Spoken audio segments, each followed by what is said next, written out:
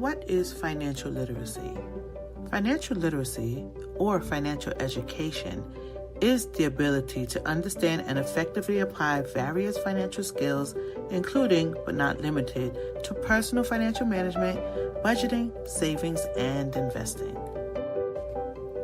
Financial literacy is essential to understanding and developing good short-term and long-term financial habits that lead to a greater financial well-being. As an example, sometimes as consumers, we are unaware of the financial consequences of taking on too much personal debt and having little to no savings. In addition, the lack of disposable income also creates the inability to deal with unexpected emergencies that may arise or receive proper financial counseling. So how can financial literacy help students? Financial literacy helps individuals become self-sufficient so that they can achieve financial stability.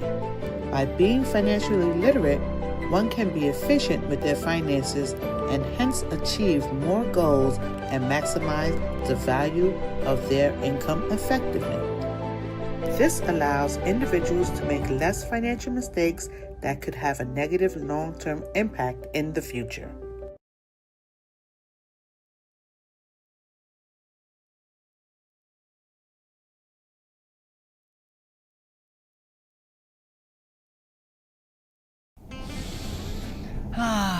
Don't you just love that new car smell? It smells like power and freedom.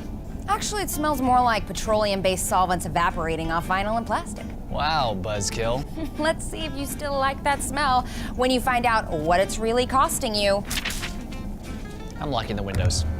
Since the auto boom of the 1950s, cars have become an integral part of American society. Car companies spent $14.2 billion in advertising alone in 2014, and that number is only rising. They convince us that once we're behind the wheel, our families will love us more, our neighbors will envy us, and our freedom to go anywhere is secure. Unfortunately, they're more likely to take away your freedom and security.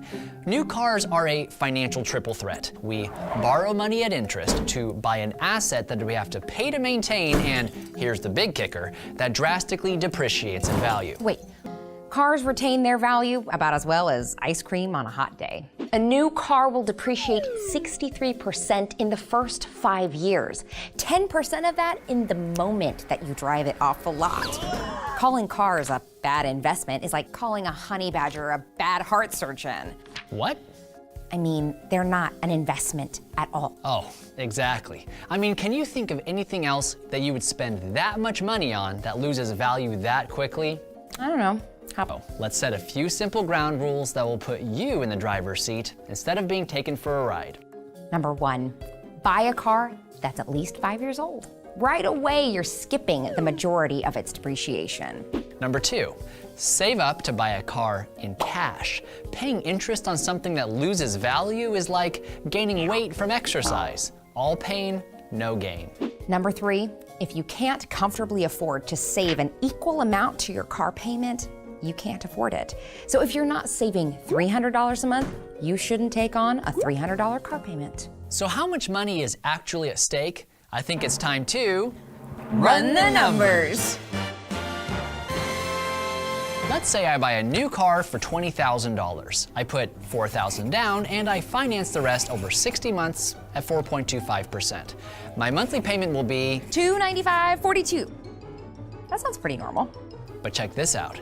What if you bought the same car, but a 5-year-old model, which costs you 63% less, or $7,400? Put your same $4,000 down, and with the same loan arrangement, you're looking at a payment of just $62.78 a month. That's a monthly savings of $232.65. I could get a massage every other week with that. You could, or you could take those monthly savings and put them into a growing asset like a home or a mutual fund. And if you continue to do that every time you paid off the car, even at a very conservative 7% per year return, in 35 years, you'd have over $420,000? Really? Wow. Now, is that enough to retire on?